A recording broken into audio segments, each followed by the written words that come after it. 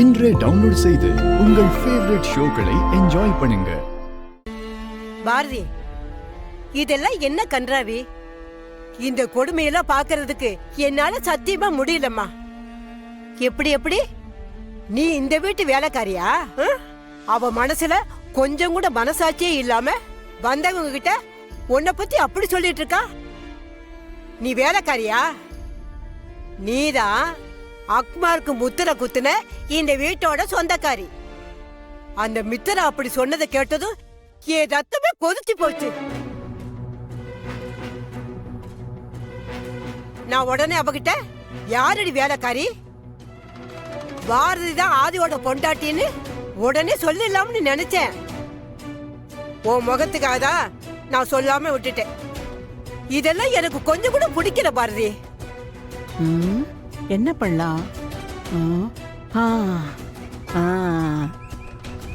நான் பெத்தது எப்ப பார்த்தாலும் இந்த ஆதி பாரதிய பத்தி சொல்றத நம்பாம ப்ரூஃப் எங்க என்னை இடிக்கிறா. இப்ப ப்ரூஃப் கிடைச்சிருச்சு இல்ல? இப்ப பாரதியும் பாட்டியும் பேசுறத இந்த போன்ல வீடியோ எடுத்து அதை கொண்டு போய் மீனா கிட்ட காட்டி மித்ராவுக்கும் ஆதிக்கும் நடக்க இருக்கிற கல்யாணத்தை நிறுத்தி என் தங்கச்சி பையனுக்கு மித்ராவை கட்டி வைக்கிறேன். பாரதி, இதுக்கு மேல இப்படி வாயை மூடிட்டு இருக்கிறதுல எந்த அர்த்தமும் இல்ல.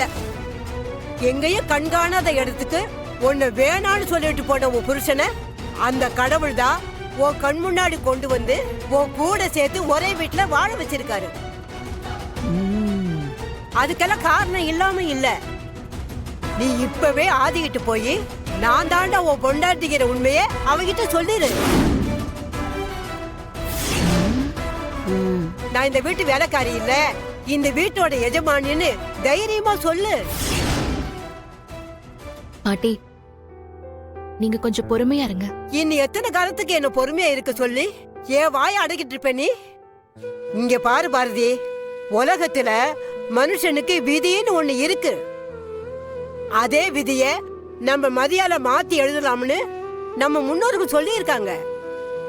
நம்ம ஆண்டவன் நம்ம தலையில இப்படிதான் எழுதி இருக்கான், அதை மாத்த முடியாதுன்னு. அதை நம்பி வாழ்றதும் ஒரு வாழ்க்கை.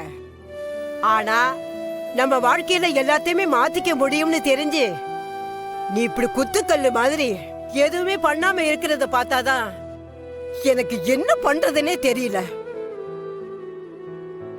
புத்தி உள்ள புள்ள பொழைச்சுக்குன்னு சொல்லுவாங்க. நீ பெரிய புத்திசாலி. ஆனா இந்த விஷயத்துல மட்டும் நீ ஏன் இப்படி முட்டாளா இருக்கேன்னு எனக்கு சத்தியமா தெரியல பாரதி. ஆதி உன்னை தொட்டு தாலி கட்டி உன் கூட வாழ்ந்த உன் புருஷன். அவனை நீயோ பாரதி எவ்வளவு ஒருத்திக்காக விட்டு கொடுக்கணும்?